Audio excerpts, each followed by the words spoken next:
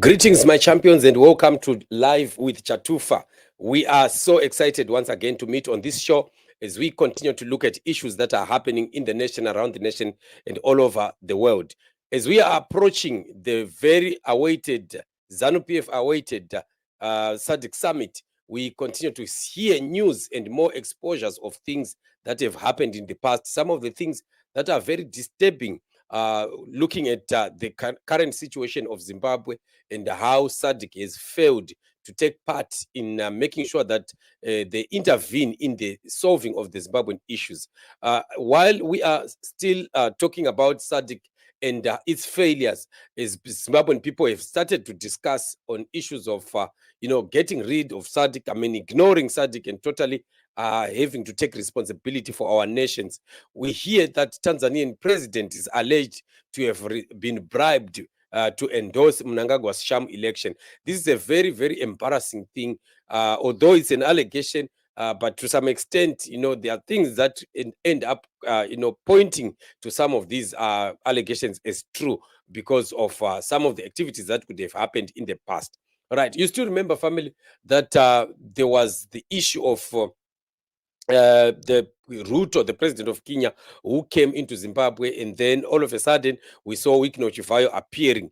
After Chivayo's appearance, we then hear of that briefcase of $1 million US that was carried out of Zimbabwe by the same man, Ruto, and that includes the moment it includes Wicknell Chivayo, then we start to get to understand some other transactions that are ugly that seem to have been happening because of the presence of Chivayo. So the International Cable News Network reports that Tanzania distraught intelligence operative in Emerson Mnangagwa's administration have revealed that Tanzania President Suluhu Samia was bribed with US 500,000 to endorse Mnangagwa and congratulate him despite the SADC SIOM report, which condemned the 2023 elections. Right. So when we look at this, I know that Varakash would want to quickly rush and dismiss and say there's nothing like that. You guys are just, trying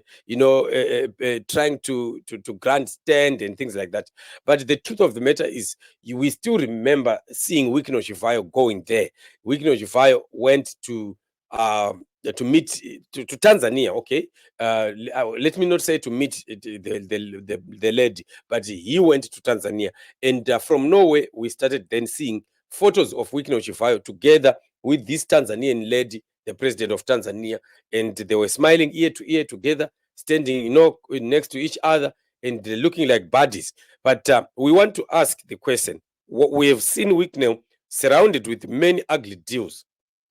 Why is Wicknell with Chivayo included in situations where he has to be going out of Zimbabwe and get there to meet some leaders of other nations? What business does Chivayo have with other leaders of other countries, especially presidents, if it is not that Mnangagwa will have sent him as his pawn? As usual, we know that Chivayo is the pawn of Mnangagwa, and he plays the deals for Mnangagwa. He plays the dirty deals of Mnangagwa, and I think this is why we see that Mnangagwa protects Wicknell Chivayo at all costs. This could be the very reason that this guy has been used by Mnangagwa to run some dirty errands of his, especially where Mnangagwa cannot feature himself. He will have to send somebody who is neutral, where he doesn't need to be sending a politician, maybe because politicians may not trust each other. He can send somebody who is neutral. It's just someone who is called a businessman of some sort. That's what they all usually want to call these thieves of ZANU-PF. When I'm Chimombe, when I'm Pofu, and I'm Chivayo, you hear them being addressed as businessmen, and we wonder what kind of businessmen these people are, who are busy siphoning the riches of the nation. They are stealing, and they are just taking money from government and not pay anything and not deliver anything from those tenders that they've been allocated to them.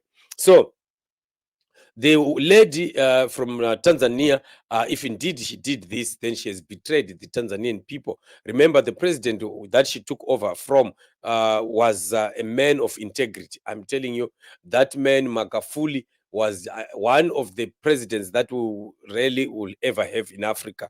He is one kind of his own, and he was a man who worked. He was a man who was straightforward, and we know that Magafuli was killed. We know that, but we are not going to get into those details. But he was killed, and he was one man who stood for what is right. He did not want things that go other directions. And upon his death, then this lady who happened to be the vice president ended up taking the office. But if indeed this allegation is true, then you know what? This SADC thing is just nonsense. It's just useless because it's not going to help us in any way.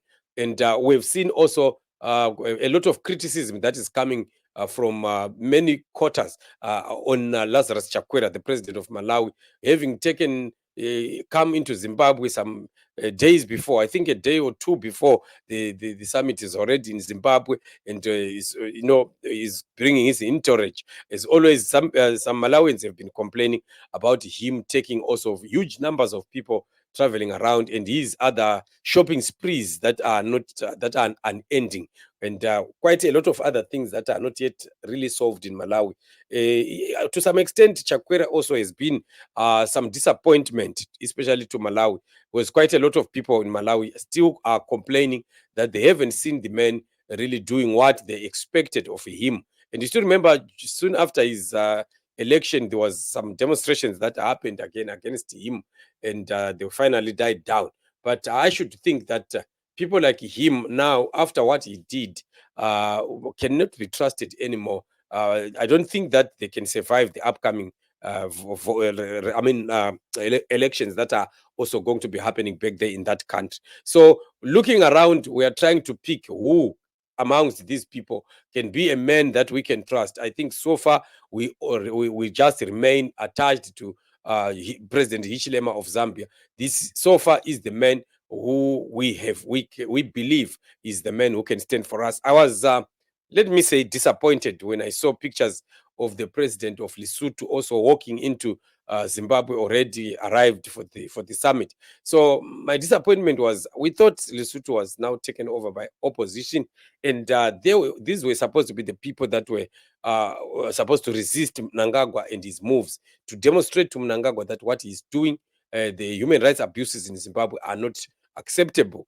But when you see them coming and singing praises of Mnangagwa and smiling with him ear to ear, it is very, very unfair, because on its own, it is just showing that you are baptizing Mnangagwa in his illegal dealings, that you can continue to do what you want. We will be available to support you. And it's a very, very unfortunate situation, because it will cause the problem of Zimbabwe to continue escalating. And at the end of the day, it goes uncontrollable. But anyway, what can we do as Zimbabwean people? We just have to rise on our own, and we just have to push ZANU-PF out, fight for our country, win our victory, and we take the country back to the leadership that will raise the country to high levels. Otherwise, we are on our own, and there is nothing that we can do. Thank you so much, family, for joining me on this very platform. Let us meet in the upcoming shows, and remain blessed. Subscribe to the channel, like and share.